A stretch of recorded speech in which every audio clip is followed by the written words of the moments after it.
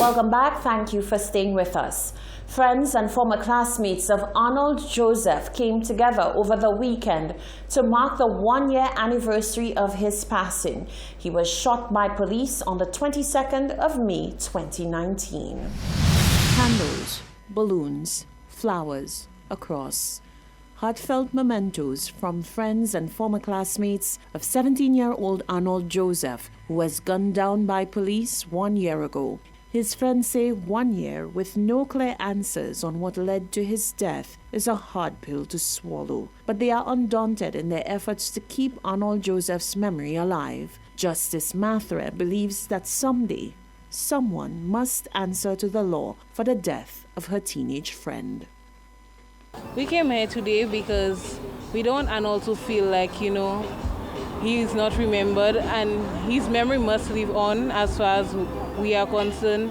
And we don't want it to just be a situation where something happened and then the media forgets about it.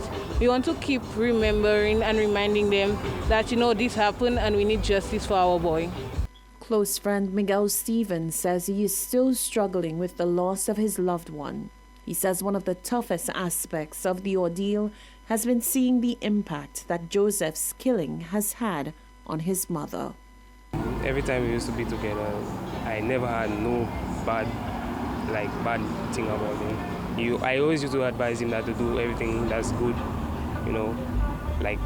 do everything that he can, try to elevate himself, do the good.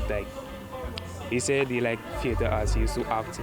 He liked to act. He liked to smile. To me, he loved everything, But the way that he died, I didn't like it, and up to now there is no justice for him, and I don't know what is going on right now, but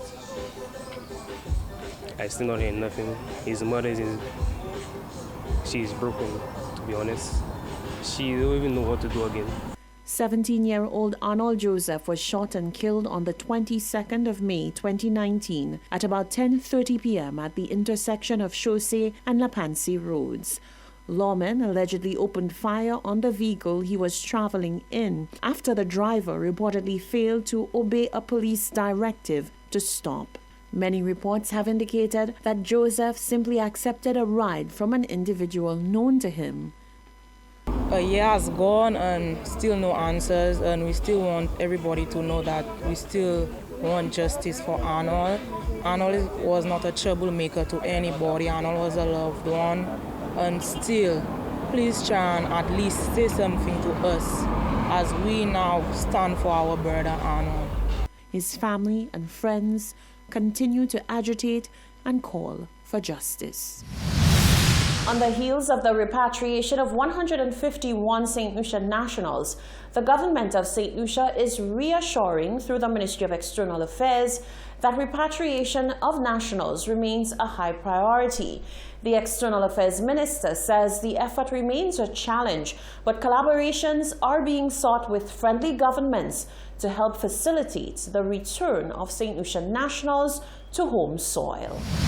External Affairs Minister Sarah Flood-Bulbre has confirmed that many St. Lucian nationals are still trying to return home amid the COVID-19 pandemic. Flood-Bulbre gave assurance that for any St. Lucian national desirous of returning home, the government will explore all avenues to ensure that repatriation can be facilitated. She says the matter is a high priority as the government empathizes with St. Lucians stranded abroad. Our ambassadors and consuls general and high commissioners work very hard to speak with the agencies, speak with the airlines, speak with the charters, speak with the vessels, speak with the governments to ensure that wherever there are St. Lucians who want to come home, that we are able to repatriate them as efficiently and as quickly as possible. And this is what we have been doing, and we will continue to do that. And on a daily basis, we receive calls from St. Lucians There are still some of our St. Lucians who are on cruise ships, a limited number. We are aware of them. Students stranded overseas who spoke to our news desk indicated that the wait for word on repatriation has been long and frustrating. The minister says the will to repatriate is strong on the government's part, but concedes that at this juncture the government does not have the capacity to charter flights to bring nationals home, and so the administration is limited in terms of what it can do. We are committed to assisting every St. Lucian who's out there who needs to come home in the best way we can. What we can do is limited, so there is a need for exercising patience.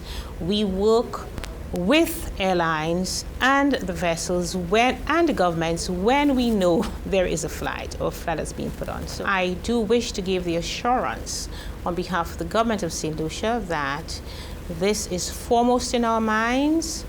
We continue to ask all St. Lucians who are out there to keep in touch with our consulates, keep in touch with our missions. Because sometimes we get information of a flight or a vessel at very short notice.